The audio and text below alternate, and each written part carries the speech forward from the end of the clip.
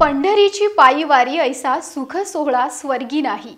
पंढरीचा वारकरी वारी चुकोने देहरी। या अभंगाच्या ओळी सार्थकी ठरवत दरवर्षी महाराष्ट्रभरातून लाखो वारकरी पंढरपूरच्या दिशेने प्रस्थान करत असतात। जगद्गुरु संत तुकाराम महाराज आणि संत ज्ञानेश्वर माऊलींच्या पालखीसोबत आषाढी एकादशीसाठी पंढरपूरकडे निघालेले हे वारकरी पुण्यामध्ये 2 दिवस मुक्कामी असतात। महाराष्ट्राची सांस्कृतिक राजधानी असणाऱ्या पुण्यनगरीत माऊली आणि तुकोबांच्या पालखीसह आलेल्या वारकऱ्यांचं यथोचित आदरातिथ्य केलं जातं।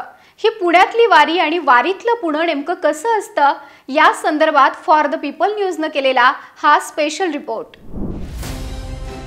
भारत दुनिया का सबसे बड़ा लोकतंत्र और एनएलसी भारत देश का सबसे बड़ा गैर राजनीतिक मंच। शक्तिशाली लोकतंत्र के लिए राहुल कराट का सार्थक कदम। मुंबई में हुआ ऐतिहासिक प्रथम राष्ट्रीय विधायक सम्मेलन।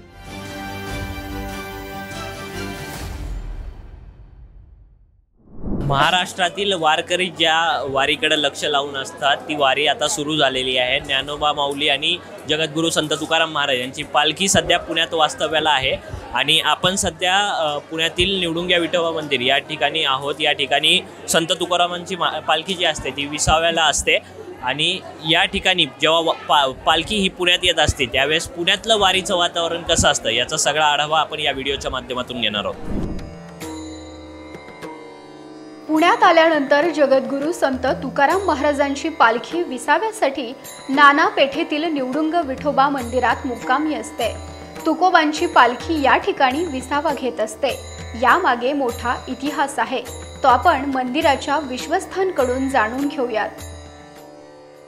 350 वर्षापूर्वीपासूनची ही पालखी आहे। जेव्हापासून पालखी उत्सव चालू झाला तेव्हापासून हे जे निवडुंग विठोबा देवस्थान आहे या मंदिराला 800 वर्षाची परंपरा आहे।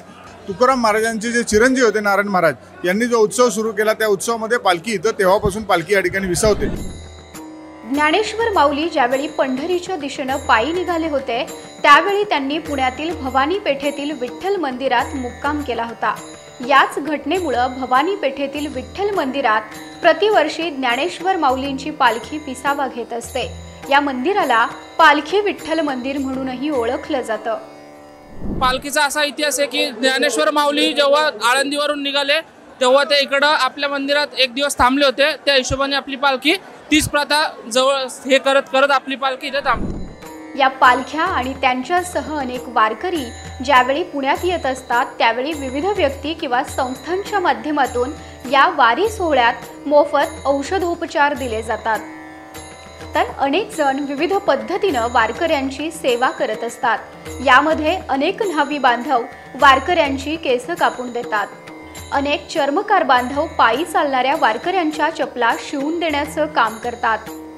या वारी सोहळ्यात हिंदू मुस्लिमांमधील बंधुभावही आकर्षणाचा केंद्रबिंदू असतो। असेच एक मुस्लिम समाजातील अब्दुल चाचा गेली 30 वर्ष सातत्यानं या वारी सोहळ्यात सहभागी होणाऱ्या वारकऱ्यांच्या अंगाची मालिश करून देण्याचं सेवाभावी कार्य करत आहेत।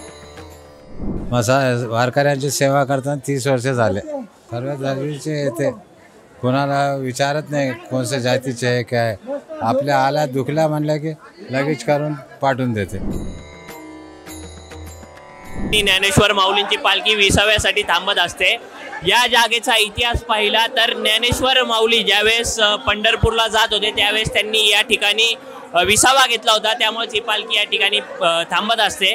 हा इतिहास झाला। मात्र ज्यावेळी दरवर्षी या पालख्या पुण्यात येत असतात पुण्याचं वातावरण हे अत्यंत वेगळं पाहायला मिळत असतं। पुण्यात एक भक्तिमय वातावरण पाहायला मिळतं, सर्व धर्म एक समभावाचं एकतेचं वातावरण पाहायला मिळतं आणि असंच वातावरण हे पुढील अनेक वर्ष चालू राहावं याचं साकडं घालण्यासाठी पुण्यातूनही अनेक वारकरी हे वारीत सहभागी होऊन पंढरपूरच्या विठोबाला च्या दर्शनाला जात असतात।